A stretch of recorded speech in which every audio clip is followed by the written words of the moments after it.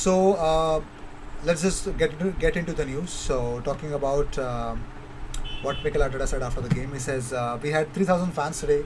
The way they reacted to the team and the club with their support, it was unconditional. That's why everybody wanted to say thank you. I'm really proud of that. I'm sorry we cannot give them the results right now, and we have to fix it. To regroup, to get a lot of players. Talking about the international break, he said to regroup, to get a lot of players hopefully back as well that we need. To try to start work, refresh their minds. It's been really tough the first 3 weeks with everything that happened, and we have to face the challenge. When you lose games, it's impossible to talk about the process. Arteta on if he actually played the wrong system today. He said, we played that system before last week when we play with a back four against Chelsea is why we don't play with three. Every time when you lose the game, it should have been the other system or another player. Well, Aubameyang actually saying that the team lacked courage and commitment. Mikel said it. If it is his feeling, it's right because he's on that field and he's experiencing that. Talking about Xhaka's red card, Mikel said, I'm angry because of the consequences that had led to the team. We have suffered actions like that already in the last two Premier League games and nothing happened. Really painful for the first goal. We did not defend the cross. We defended the run into the box poorly. We considered the second goal. For me, it's a clear punch on Callum's face. The referee allowed it to go after the red card. Obviously a mountain to climb. Well, there's more to it where that comes from. But for now, we take a break. And Pierre-Emerick Aubameyang says it's going to be difficult. As I said, we are a team. We have to stick together in these moments. And as senior players, we have to show the way as well to the young players. I know it's not going to be easy, but we'll try to give our best. Talking about on how Arsenal could get through this bad spell, he said, we have to talk between us players. This is now important because we are Arsenal. We need pride. We have to say the truth between each other, be honest and raise the level. As I said, it's not enough and everything has to raise the level. Everyone has to raise the level. Look at ourselves in the mirror, work as a team and stick together. This is the only way to go forward. I just blame us as a team because today it wasn't enough against Manchester City, 11 versus 11. You have to take risks and you have to be brave on the ball. We weren't today. After the red card, it was a completely different game. Well, Arsenal have conceded more goals than they have registered shots on target in the Premier League this season. That is according to WhoScored.com. Arsenal had 32 touches in the Manchester City half in the entire second half of today's match. Mahrez, who came on in the 61st minute, had 37 touches in the Arsenal's half. Arsenal's next 6 fixtures include Norwich at home, Burnley away, AFC Wimbledon home, Tottenham home, Brighton away and Crystal Palace at home. And Arsenal have conceded 5+ goal in a Premier League game for the first time since December 2018 versus Liverpool 5-1 at Anfield, if I remember, and lost in the League Plus by a 5+ goal margin for the first time since March 2014 versus Chelsea 6-0. And for the first time since 1954-55, Arsenal have lost their opening 3 league matches for the first time, while have also failed to score in their opening 3 league matches for the first time since 1953-1954. And Martin Keown on Arsenal says, I feel numb. I wouldn't say it's embarrassing, but it is becoming embarrassing. I don't think at any point it was a game today. Arsenal are bottom of the Premier League table after 3 matches with -9 goal difference. But Arsenal players actually were seen applauding the travelling fans for their support today, the 3,000 fans that actually travelled. So Joe Cole on Manchester City's first goal says, Gundogan is 5'8" and cannot be out jumping Chambers there. No, because Chambers is shit. He was shit in aerial duels. No player has received more red cards than Granit Xhaka since making his Premier League debut for Arsenal at the start of 2016-2017 season. Steve McManaman on Manchester City says, they've scored 2 goals without even trying.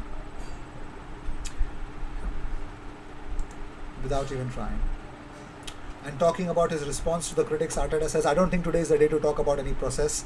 Today we have to talk about the result, what happened on the pitch, and that is it. Well, he was asked about on whether he still believes that he is the man to get the results from these Arsenal players. He says, yes, I do.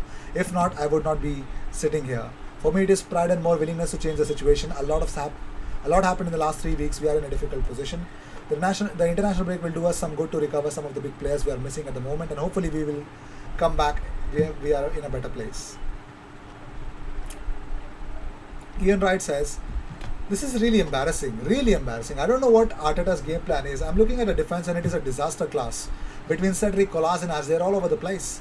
Cedric is meant to be an experienced player. He just got a brilliant deal from us. A 4-year deal. He has been an absolute joke in this game. You look at him, Kolasinac and Xhaka gets Kolasinac and Xhaka gets sent off. Our experienced players have really let us down in this game. You look at someone like Saliba and he's not in the team because they say he's not ready, and then that is the standard. It's embarrassing. Pep says, sometimes people expect the results immediately. The squad today he played is not the squad that he dreamed. He has so many players injured, 6 or 7 or 8 injuries, really important players missing. Ben White and examples like that. Partey is not here. He cannot use the players that he needs to do his system. All the managers need their squads, the depth of their squad.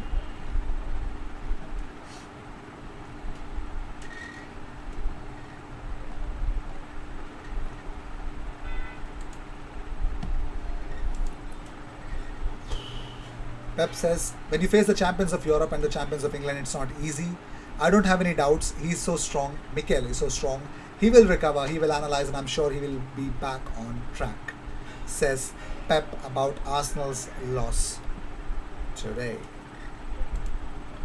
Darren Bent says, Antonio Conte, please. So that is that about Darren Bent. And everyone is actually completely arted out. They've really gone bonkers with their opinions. Bonkers as in like every comment that they share at every post that they follow, they're completely arted out. That's how bonkers they are. I'm not saying they're mad.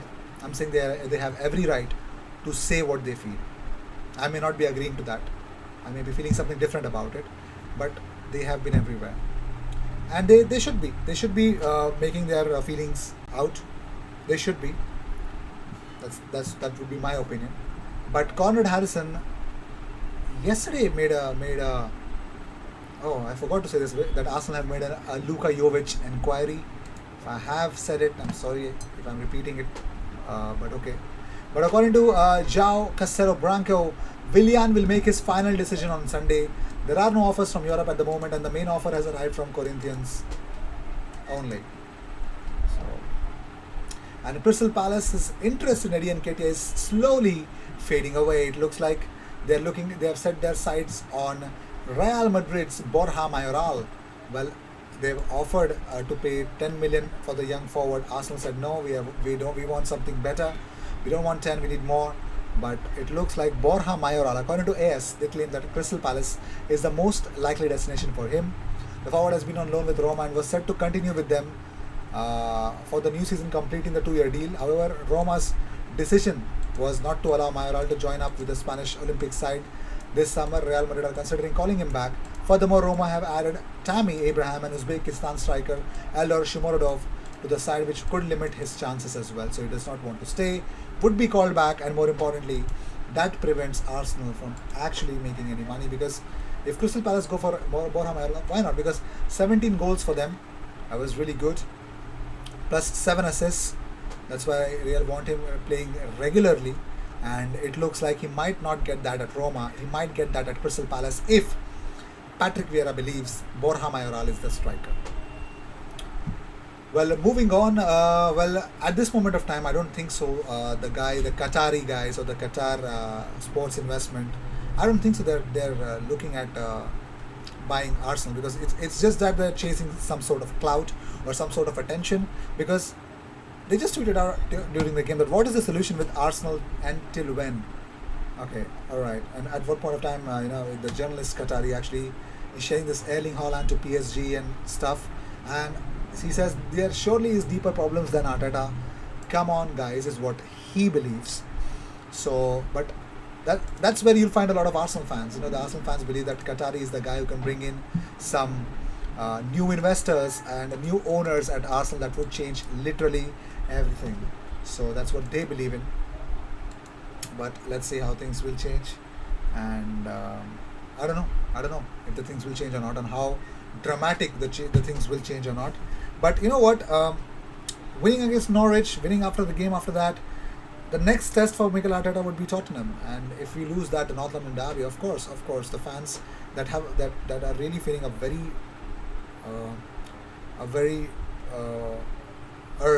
big urge to literally tell everyone and convert everyone into Arteta out. I think they will definitely be back. So I think it's every game, and I think The only way to keep everyone shut is to start winning, to score a goal at least. And I think if that's not the case, then something is wrong, and I don't know, something needs to change. With this, I'd like to end this episode. Thank you so much for tuning in. Cheers.